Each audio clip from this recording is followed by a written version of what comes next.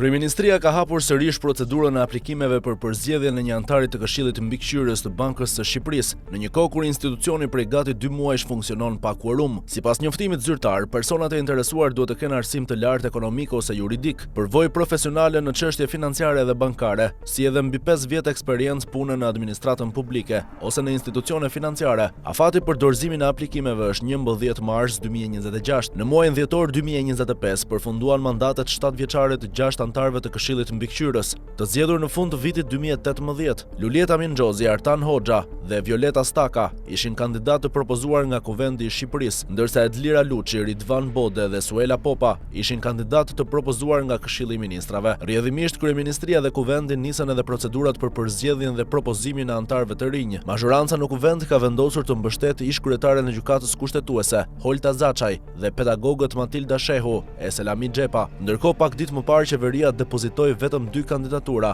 Ervin Meten dhe Jonida Priftin, duke mos dhënë shpjegime publike për mungesën e emrit të tretë. Kjo ngjalli dyshime se Rama ishte duke bërë pazar me Sali Berishën për mandatin e Ridvan Bodes, por me shpalljen sot, gjithmonë nëse ajo plotësohet, duket se pazaret janë prishur dhe Bode do të duhet të largohet. Mungesa e antarëve ka sjellë paralizim faktik të Këshillit Mbikëqyrës. 2 mbledhjet e planifikuara në janar dhe shkurt dështuan për mungesë quorumi. Në mbledhjen e shkurtit pritet të miratojë raporti i politikës monetare për 3 mujonin e parë të vitit dhe të merrej vendimi për normat bazë të interesit. Ligji për Bankën e Shqipërisë kërkon që mbledhjet të zhvillohen me praninë e më shumë se gjysmës së antarëve të emëruar, përfshirë kryetarin ose zëvendëskryetarin. Procesi i rinovimit të Këshillit është shoqëruar me kritika për vonesa dhe mungesë transparence. Ndërkohë, ambasadori i Bashkimit Evropian në Tiranë, Silvio Gonzato, gjatë një takimi në Kuvend, theksoi rëndësinë e një procesi përzgjedhjeje transparent dhe të bazuar në merit për pozicionet vakante në Këshillin Mbikëqyrës, duke cilësuar këtë thelbësore për ruajtjen e pavarësisë së bankës dhe besimit te publiku.